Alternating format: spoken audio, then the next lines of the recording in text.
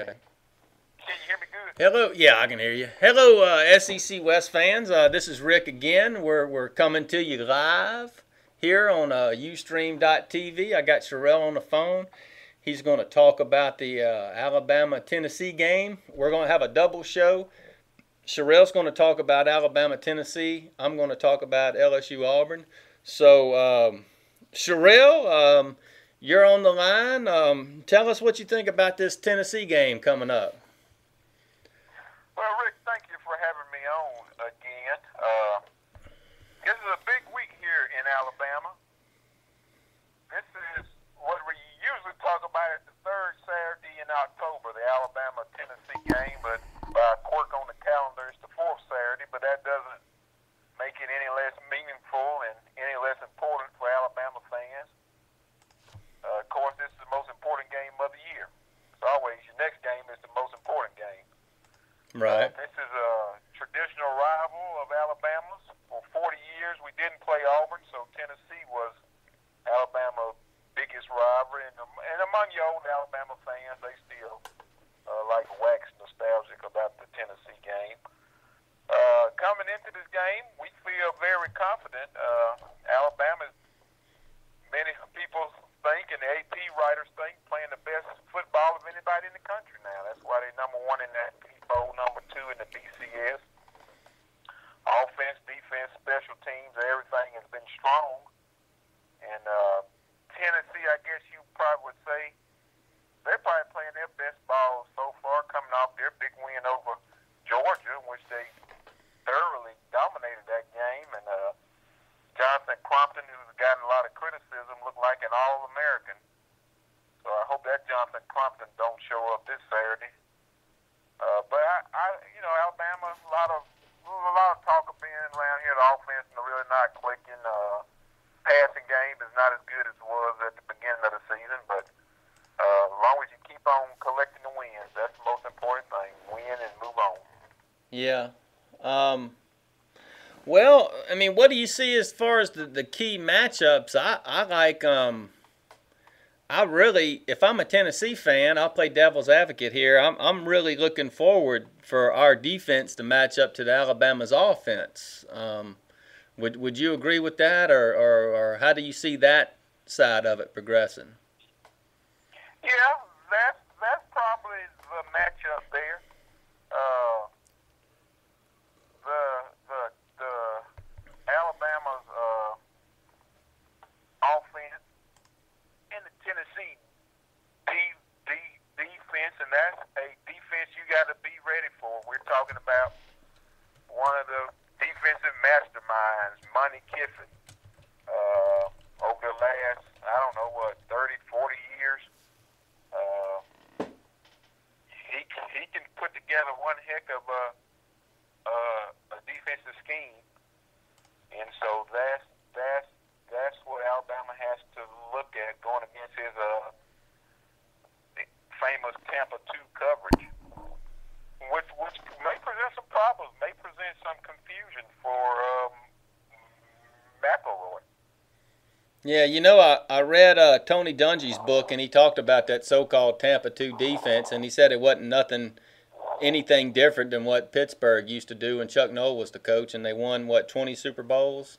Or was it just four?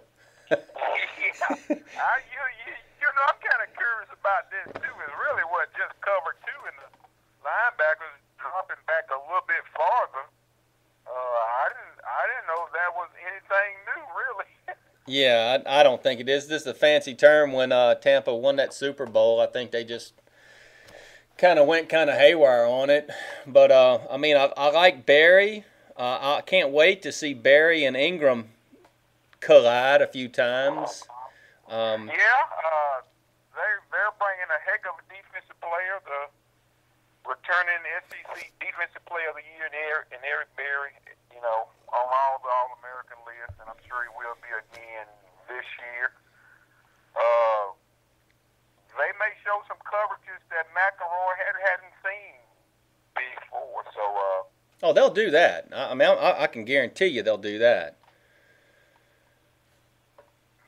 well, and again, I think that's a lot of talk around Alabama, Rick. Where's Julio? You know, where's Waldo?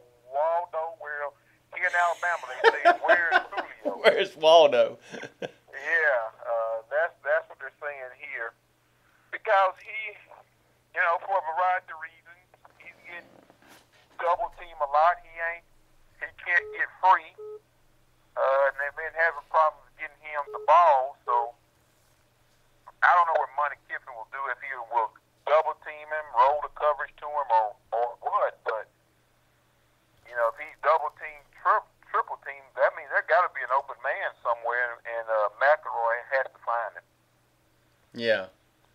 I don't know. I mean, I look at this game and you know, I like the matchups all the way around, except I mean, my X factor, I would pick just one X factor, because I don't care how McElroy plays. He's got enough team around him to help him out if he's struggling, if he continues to struggle for the third week.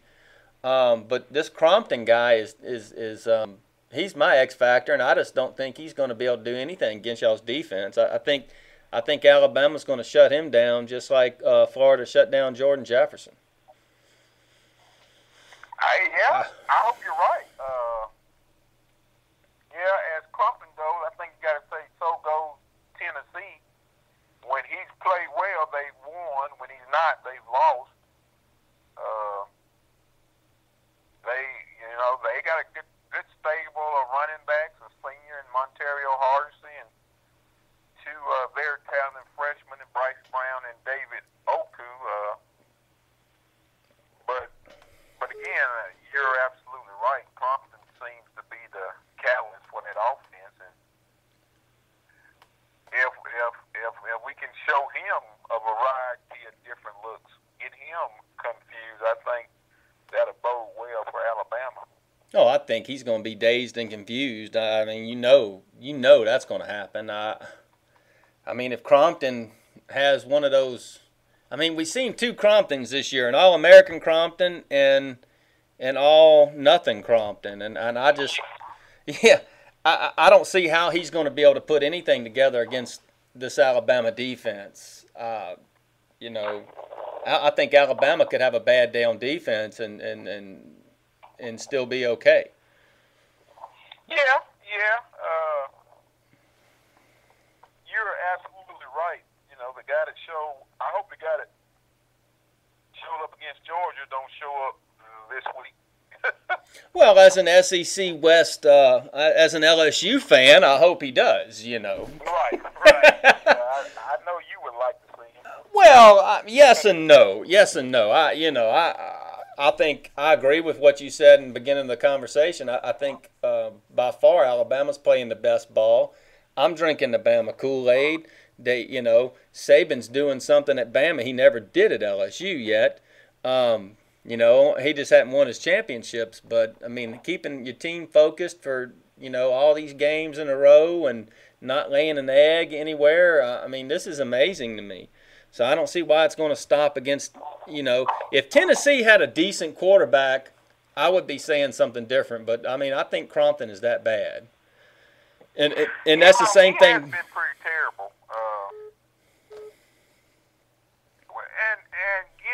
Getting back to Alabama's offense, right now, I think we just need to line up and run Mark Ingram.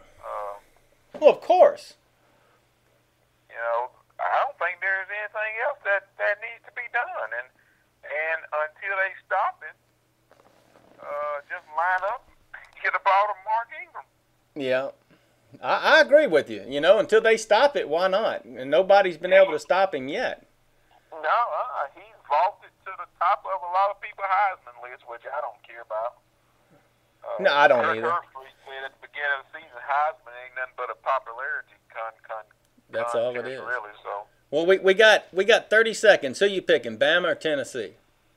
Rick, here's my score: Alabama 31, Tennessee 10. 10. I'm gonna say Bama 13.